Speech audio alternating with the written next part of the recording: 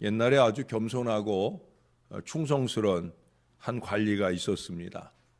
그런 모습이니까 자연히 그 왕이 그를 신임하고 총애하는 것이었죠. 그래서 그의 지위가 또 인기가 날로 높아만 갑니다. 그러자 그를 깎아내리려고 하는 반대파가 늘어나겠죠. 그를 시기하는 사람들은 그의 잘못이나 허물을 찾아내려고 애를 씁니다. 그러나 그가 충성된 신하인지라 조그마한 허물이나 잘못도 찾아내지를 못하는 거예요. 그럴 즈음에 한 가지 사건이 벌어집니다. 그것은 왕의 왕권을 상징하는 옥새가 사라져버린 거예요. 왕이 무언가 잘못해서 옥새를 어디 두었든지 잊어버렸거나 아니면 잘못 흘리고 다녀서 그래서 잃어버렸는지 몰라도 옥새가 사라져버리고 나자 마침 좋은 기회를 만났다 생각한 이 악한 신하들은 바로 아까 말씀드렸던 그 신하를 모함하기 시작합니다. 이 어리석은 왕은 간신들의 그 아첨과 미혹의 그물에 걸려들었어요. 그래서 너무나 성급한 결단을 내리게 됩니다. 그래서 왕이 친히 많은 신하들을 거느리고 그의 집에 가서 그 옥새를 찾겠다고 그러고 나선 거예요. 이 신하는 청렴하게 살았기 때문에 좋은 집을 거느리고 살지 않았기 때문에 그 자기의 그 누추한 집에 이 왕이 납치는 것이 너무 송구한 마음이었어요. 그래서 안 오셨으면 했지만 이미 미혹에 넘어간 이 왕이 신하들과 함께 그의 집에 쳐들어왔어요.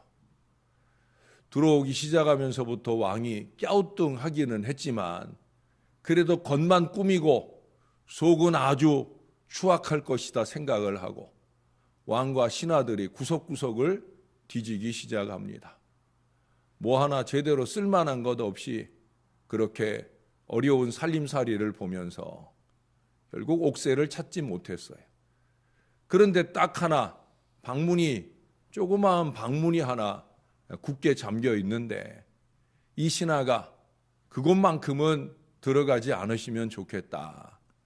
그렇게 얘기를 하니까 또 더 의심이 되겠죠. 왕은 노발대발 빨리 그 문을 열으라고. 그래서 이 신하가 마지못해 눈물을 뚝뚝 흘리면서 그 방문을 열어주었습니다.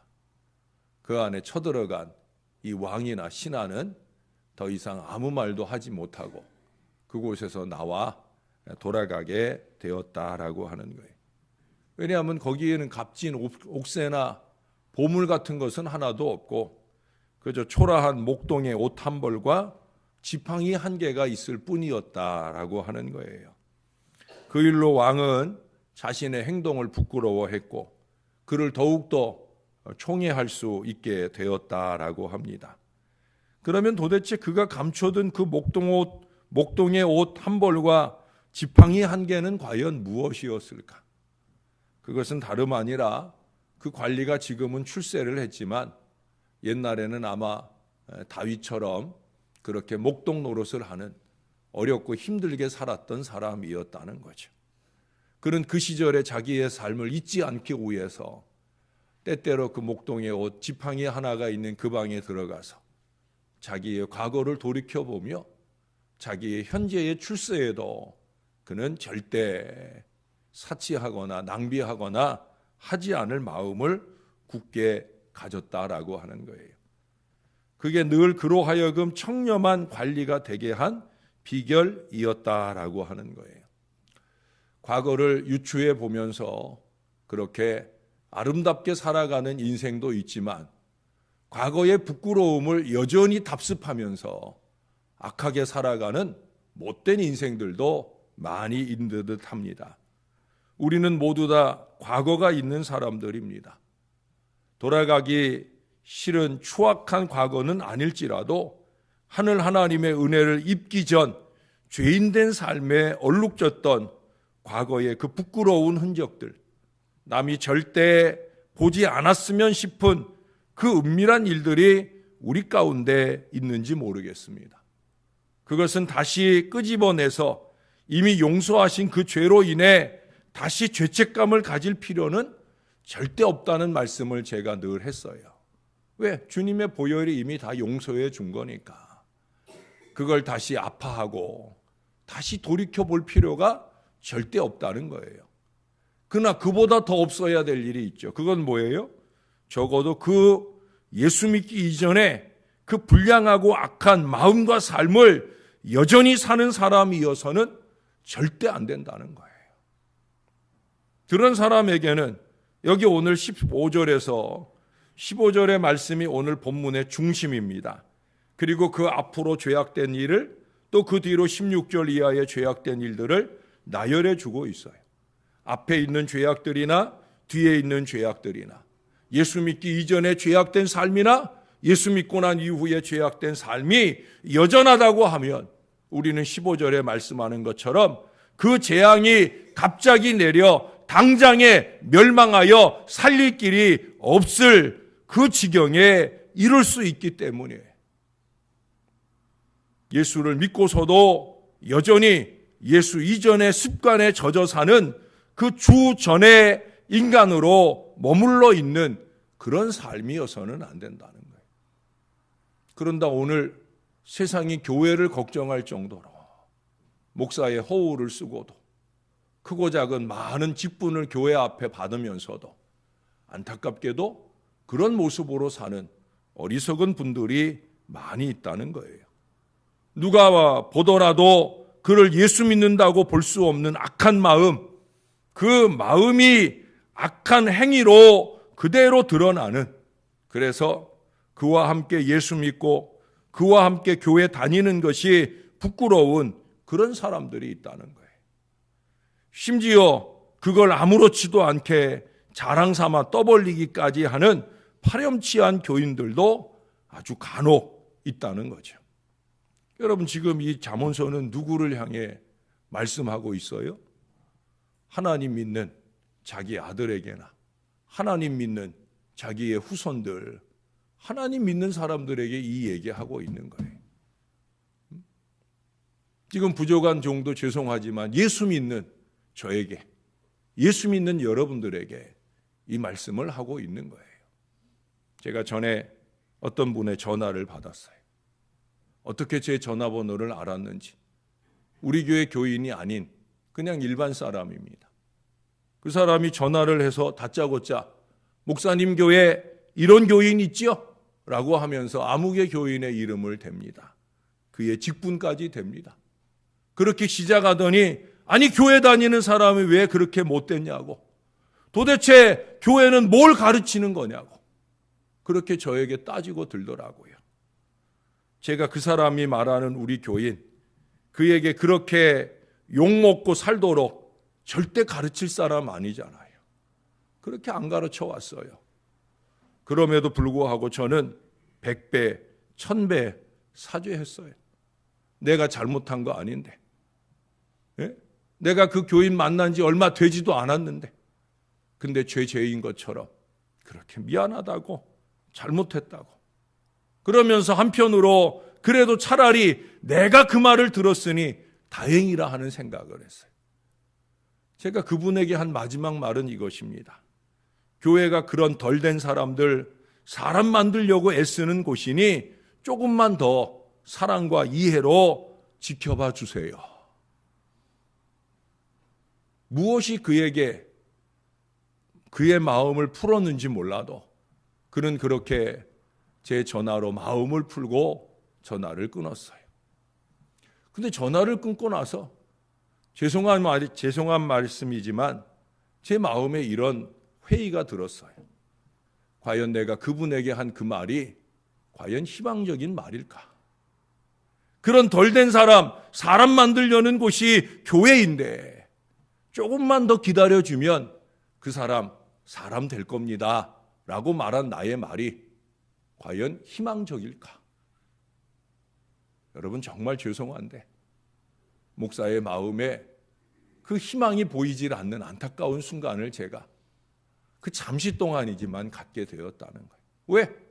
그 사람의 신앙이 수십 년이었는데도 불구하고 그런 욕을 목사로 하여금 먹게 하는 사람인데 앞으로 나와 함께 할 어쩌면 10년도 안 될 세월 동안에 과연 그는 정말 예수 믿는 사람답게 변화될 수 있을까 하는 거예요. 여러분, 다니엘을 아시죠? 그는 비록 포로 출신이었어요. 그럼에도 불구하고 그는 다른 소년들보다 뛰어나고 다른 신하들보다 뛰어나서 인재로 등용이 됩니다. 그것도 나라가 바뀌고 왕조가 바뀌기를 거듭하는 가운데서도 그는 80의 노구를 이끈 여전한 신하로서 그렇게 인정과 총애를 받을 정도로 출중한 모습을 보였다는 거예요. 서두에 말씀드린 것처럼 그 역시도 시기하고 미워하는 사람들이 많았어요. 그래서 그들은 이 다니엘에게서 죄를 찾으려고, 허물을 찾으려고, 부정한 일을 찾으려고 애를 썼어요. 그러나 성경은 뭐라고 말하고 있어요? 아니, 그들은 뭐라고 인정하고 있습니까? 그는 민첩하고 충성해서 그에게선 요만큼도 흠을 찾을 수 없다는 거예요. 그러면서 그들이 한 가지 찾을 흠이 뭐예요? 예? 그들이 흠이라고 끄집어낸 것이 뭐예요? 그것은 다름 아니라 그가 하나님을 잘 믿는 사람이다. 이게 흠이에요. 그가 하루에 3번 하나님께 철저히 기도하는 사람이다. 그게 흠이에요. 그 흠을 근거로 왕에게 고소를 하고 결국 왕이 그를 사자굴에 던져 넣는 불행한 순간을 만나기도 하지만 결국 그 흠이라고 보였던 일들이 그에게는 그를 구원하는 근거가 되고 하나님께 영광이 되는 근거가 되고 왕이나 다른 모든 신하들 앞에 신앙이 뭔지를 보여주는 근거가 됐다는 걸 보여줍니다. 기도하는 게 흠이고 하나님 잘 믿는 게 흠이 되는 사람. 할렐루야. 그게 신앙이어야 된다라고 하는 거예요. 오래전에 외국 언론이 우리 국민성을 좋지 않게 평가하는 기사를 보면서 참 부끄럽고 그것을 부정할 수 없는 현실이 안타까운 마음이 들었던 적이 있어요. 우리가 존경하는 도산 안창호 선생님, 이 민족, 이 나라를 누구보다 사랑했던 그분이 그의 생애 동안에 이런 말씀을 한 적이 있습니다. 거짓이 많은 우리 국민성을 지적하면서 외국인으로부터 한국인의 말은 믿을만 하다고 신뢰받는 날이 되는 그 날이 우리 민족이 창성하게 되는 날이다.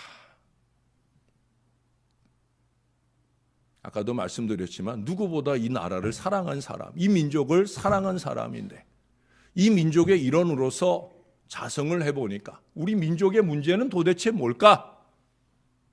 뭐라고요? 거짓이 많다는 거예요. 정직하지 못하다는 거예요. 믿을만 하지 못하다는 얘기예요. 이것이 회복되어지는 때, 바로 잡혀지는 때, 그때가 이 민족이 창성할 때인데 죄송하지만 그날이 아직도 안 온 듯 보여집니다. 과거에도 그랬고 지금은 더욱 그래요. 예수 믿는 사람 1000만을 헤아리는 지금도 여전히 교회 안팎으로 거짓과 술수가 난무하는 이 안타까운 현실을 보게 된다는 거예요.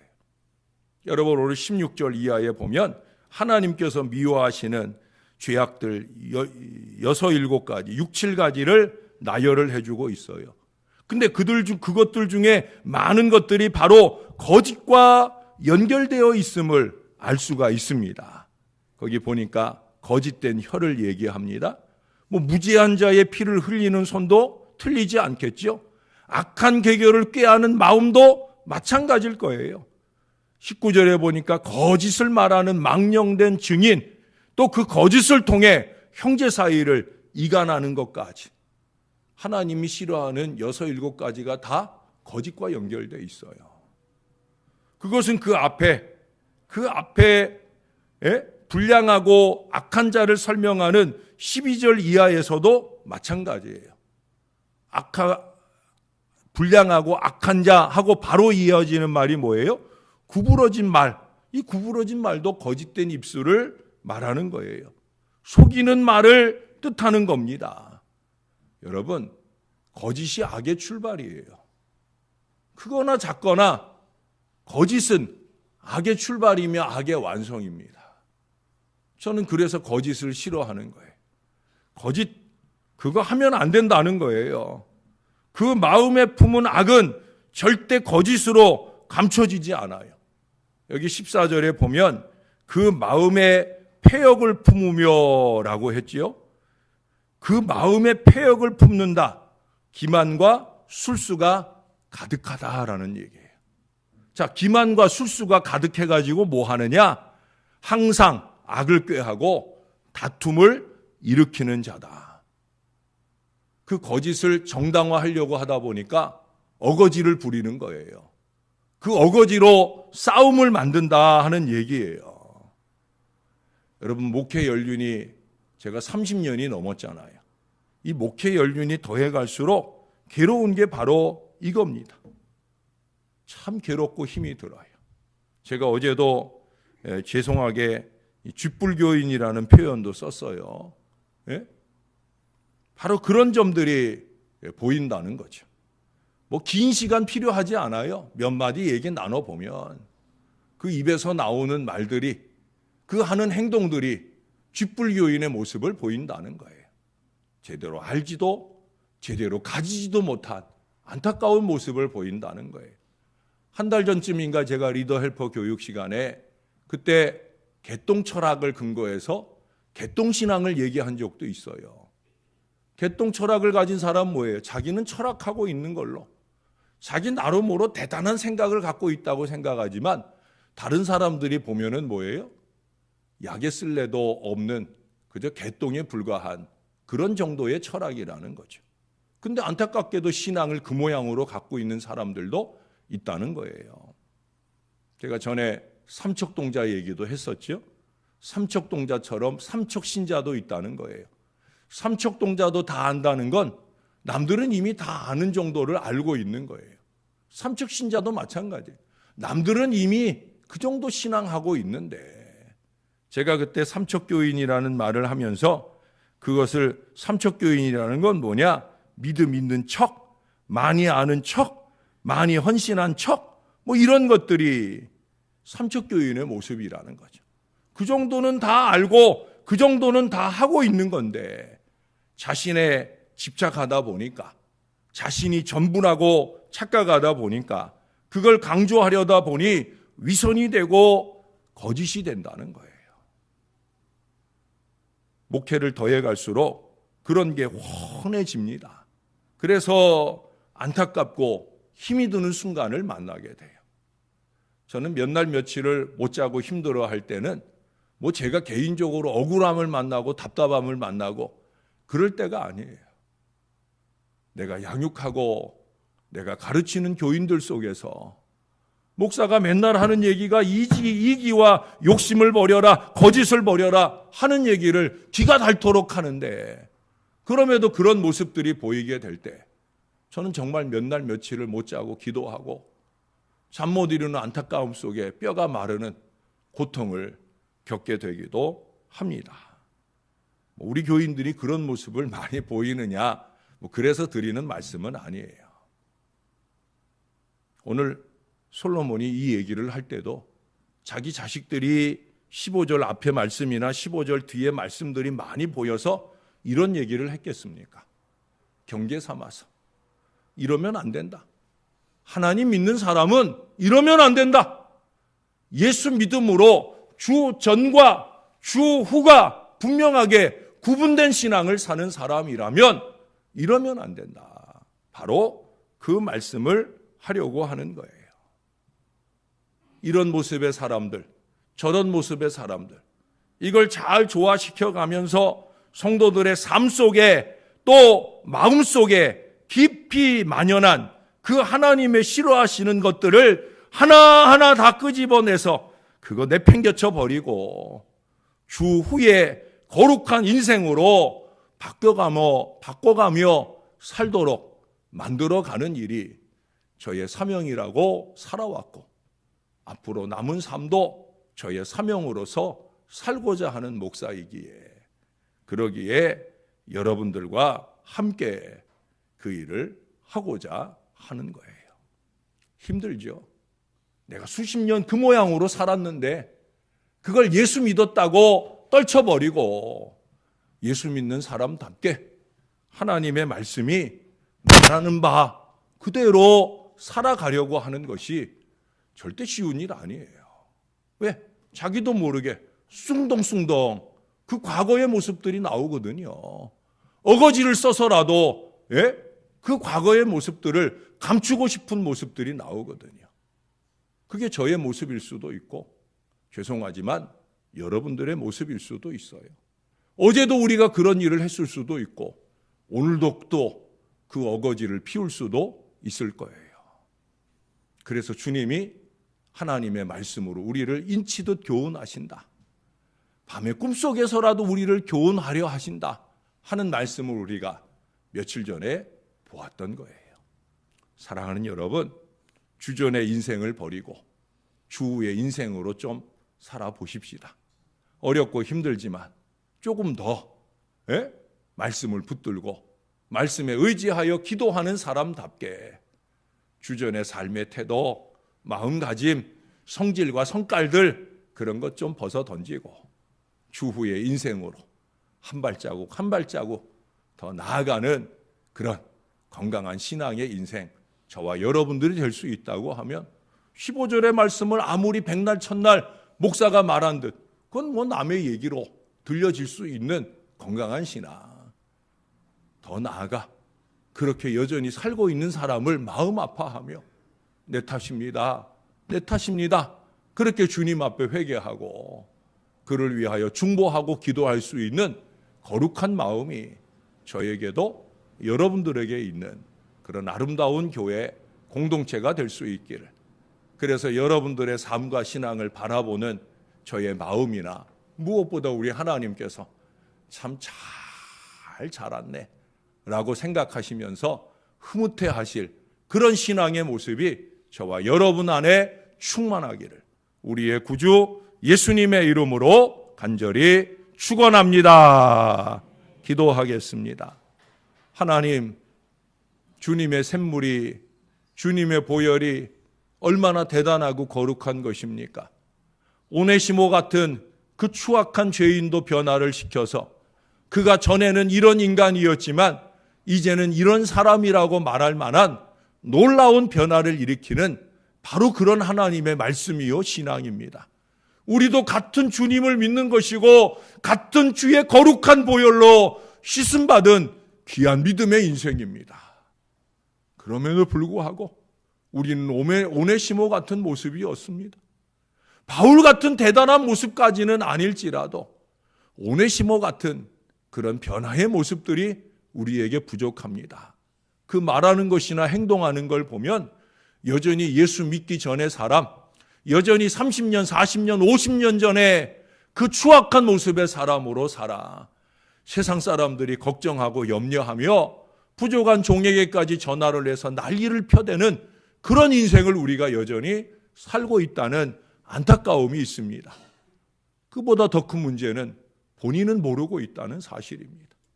본인이 모르기에 변화하지 못하고 본인이 모르기에 덮어놓고 믿으며 그렇게 안타까움을 점철해 갑니다. 하나님, 우리가 하나님의 말씀을 펼쳐 열고 그 말씀이 우리에게 지적하는 바에 변화의 역사를 이루어가며 살 수 있게 도와 주시옵소서. 왜 듣기 싫은 이 말씀을 이렇게 많이 써놓았을까? 내가 잘 살지 못하니까, 내가 제대로 주의 신앙 인생을 살지 못하니까, 목사도 좋은 축복의 언어들만 쏟아놓고 싶은데 아침부터 이런 말씀을 상고하게 되고 이런 말씀을 말할 수밖에 없는 이유는 우리가 그렇게 살지 못하니까. 하나님, 다시 한번 마음을 추스려 봅니다. 우리 마음에 가득한 악을 벗어 던지고 그 마음에 가득한 악을 쏟아내고자 하는 어리석은 거짓을 벗어 던지고 주님이 원하는 주의 인생으로 살아보겠다. 그 마음의 다짐을 이 아침 주님 앞에 올려드리나이다. 하나님, 우리를 좀 도와주시옵소서. 쉽게 사단의 손아귀에 노란하고 넘어가는 어리석은 마음을 주님이 꼭 잡아주시고 예수 잘 믿는 사람, 따뜻한 사람, 변화된 사람, 깨끗한 사람, 내가 손해를 볼지라도 내가 절대 탐욕의 눈먼 어두운 모습들을 보이지 않는 그 거룩한 모습들로 살아가는 저와 이 모든 자녀들 다 되게 도와 주시옵소서. 예수 믿었던 어느 한순간 내 마음을 뜨겁게 달구고 찾아오셨던 그 주님처럼 그렇게 살고자 몸부림, 산부림, 영부림을 끊임없이 이어가는 부족한 종과 여기 사랑하는 주의 백성들 다 되게 축복해 주옵소서.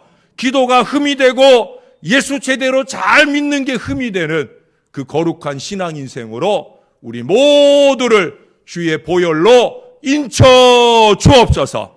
감사를 드립니다. 예수님 이름으로 기도합니다. 아멘.